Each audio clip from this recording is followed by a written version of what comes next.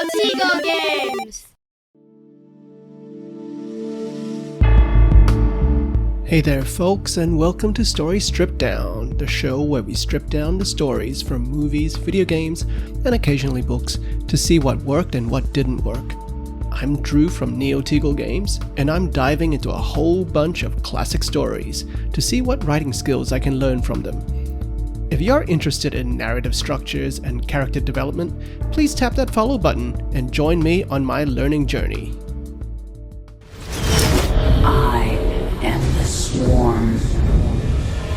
Armies will be shattered. Worlds will burn.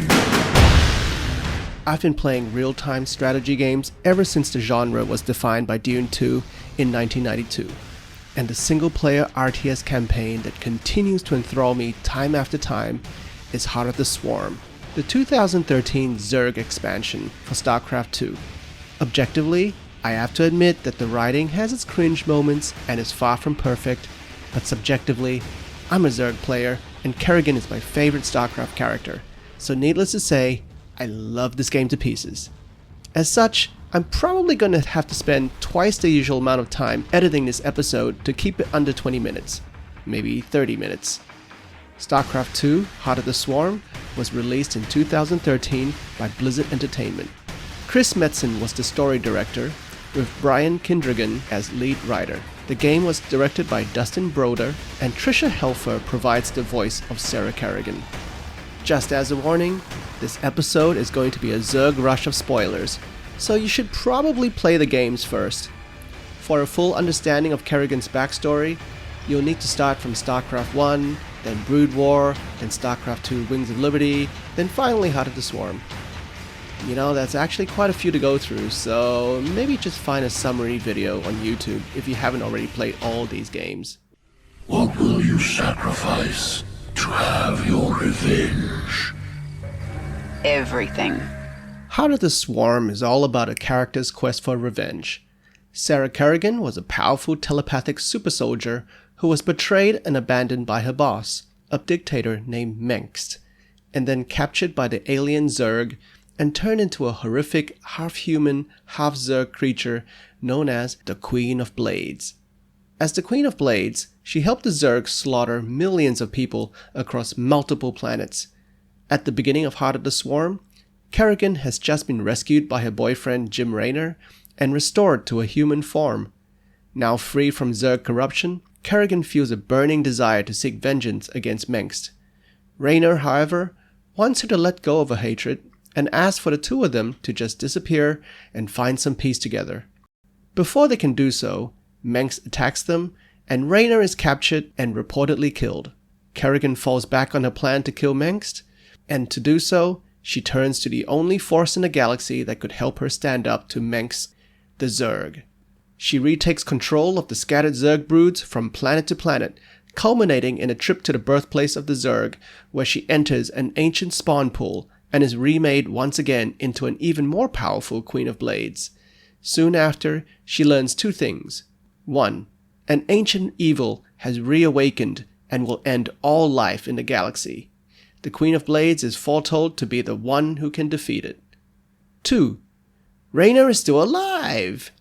Kerrigan immediately diverts her forces to rescue him from a high-security prison ship. Their reunion is marred by Raynor's anger that she had given up her humanity despite his Herculean efforts to restore her. And they break up. Without Raynor to hold her back, Kerrigan leads the combined might of the Zerg swarm to Mengsk's capital planet to tear down his reign of terror. Raynor jumps in to help, and the two of them finally kill the man who has done so much to ruin their lives. However, instead of the game ending with Kerrigan and Raynor reuniting and riding off into the sunset together, Kerrigan leaves Raynor and takes the Zerg swarm further into the void to face the ancient evil that she has prophesied to defeat. Yes, I am different. I am my own master. What differentiates Heart of the Swarm from most other RTS campaigns is its significant focus on a single character. In Dune 2, Command & Conquer, and even Blizzard's own early Warcraft games, the focus is on factions. Your perspective in these stories are from some nameless commander leading mission after mission for the advancement of whatever faction you selected at the beginning. In Heart of the Swarm, you are clearly viewing the story from the perspective of Sarah Kerrigan, and you're invested in her story because she is a tragic hero. Audiences have been cheering for tragic heroes ever since Greek poets started filling amphitheaters with sob stories about Orpheus and Eurydice, Medusa, and that big guy with a bunch of labors and his OG evil stepmother. We're naturally drawn to tragedy in movies, games, and sadly the news. So how do storytellers use this phenomenon to capture audience attention? Well, Aristotle wrote a whole playbook about this called Poetics, and it's still full of good advice even though it's thousands of years old. We start with a mostly good character, someone imperfect with flaws, but nevertheless good. Then we hit them with a reversal of fortune and throw bad things at them. The more suffering they receive, the better it is for your story. The tragic hero has to earn pity from the audience because that's the big draw. And this misfortune has to be due to a critical flaw the character has. They're not inherently bad, but they must have made some kind of mistake somewhere to cause their own downfall. Once you've done this, you'll have an invested audience watching your tragic hero and hoping, just hoping, that things will finally turn around for them. Aristotle didn't write about puppies in Poetics, but my wife and I like puppies, so I'm going to use them as an example. Imagine you are watching a happy beagle puppy in a playpen, excitedly bouncing around because he's got so much energy and joy. You like this puppy because it's a good doggo, and it does that tail wagging thing that all good dogs do. Someone tosses the puppy a snack, and the puppy excitedly pounces on it, but with a little too much enthusiasm, and it accidentally knocks the snack out from under the playpen's fence. The puppy is now desperately pawing at the snack, but it's tragically out of reach. You're now feeling pity for the puppy as it whines and paws at the snack, and you're waiting for the moment when it can finally reach its goal.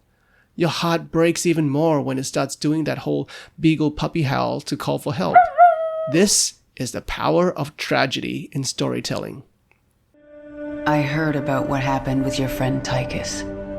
I'm sorry. He made his choice. I made mine. Maybe you should have let him kill me. I slaughtered millions as the Queen of Blades.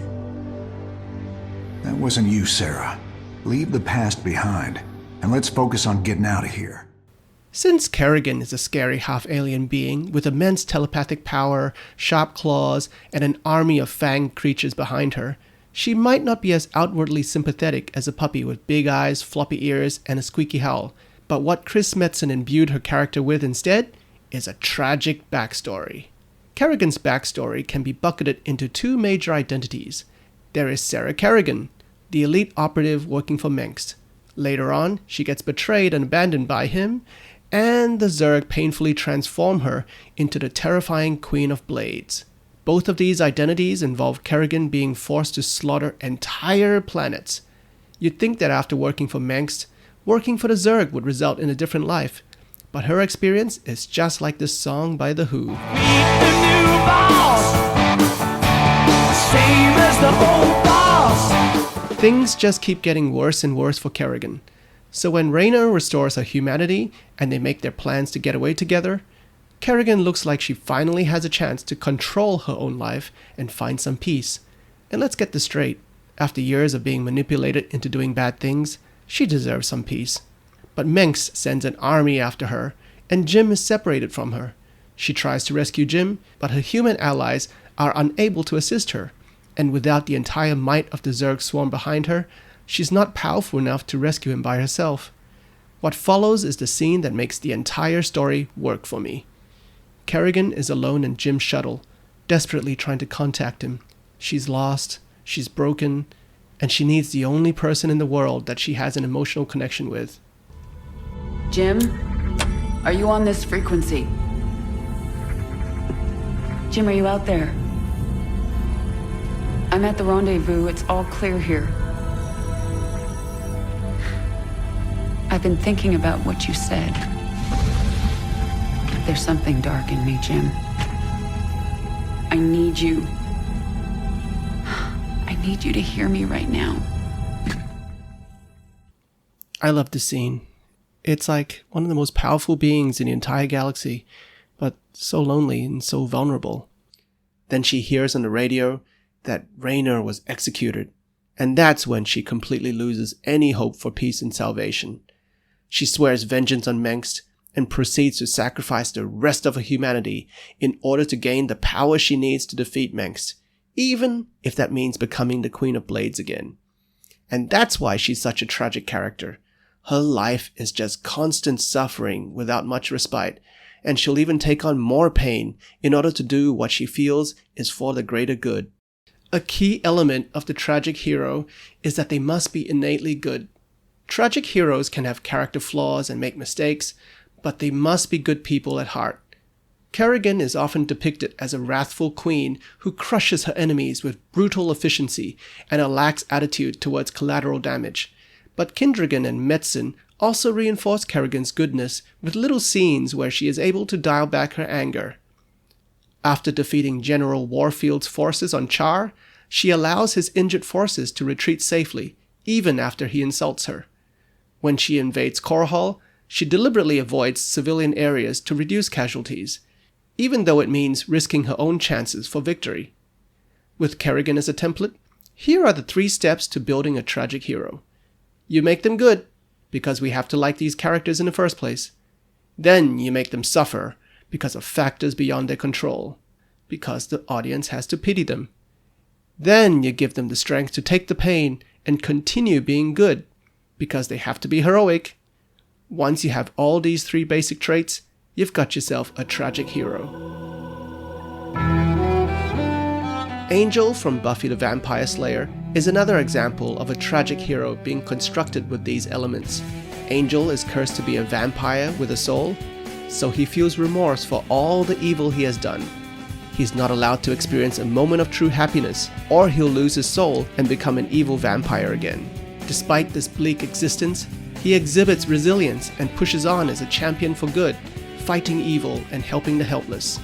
It's this admirable trait of continuing to do good deeds despite fate treating him so badly that makes Angel a compelling character.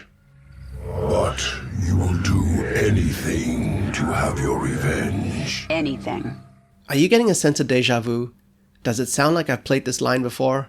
Well, rewind back to the beginning of this episode, and you'll hear another version of this line. Similar, but most definitely not the same line. Heart of the Swarm is full of dramatic dialogue that is borderline cringy, like everything Dehaka says, but I can overlook this when I'm happily caught up with the emotion in Kerrigan's story. However, using the same, "What will you sacrifice for your revenge?" "Anything." Using this line twice will cause even the most lenient player like me to pout and give the tisk of disappointment. Look, sometimes a repetition of lines like this is a deliberate setup so that when Kerrigan is asked this question a 3rd time towards the end, she gives a different answer to signify a change or growth in the character. In a future episode about The Last Boy Scout, I will talk about how Bruce Willis's character uses a repetition of the "water's wet, sky is blue" line in order to set up a payoff at the end. But that 3rd time just doesn't happen in this game. If you're like 99% of writers out there, you probably didn't write your entire story in a single sitting, and it probably took months, if not years, to complete. Due to all the rewrites and new scenes over an extended period, most writers run the risk of accidentally putting in the same line or idea twice. The only way to catch and avoid this is to edit the finished draft with fresh eyes to catch if certain key phrases get repeated, or you run the risk of accidentally putting in the same line twice. Something else that could have been done better in Heart of the Swarm is the handling of backstory. A lot of Kerrigan's past as Mengsk's operative and her abandonment at Tarsonis are not actually mentioned in Heart of the Swarm at all.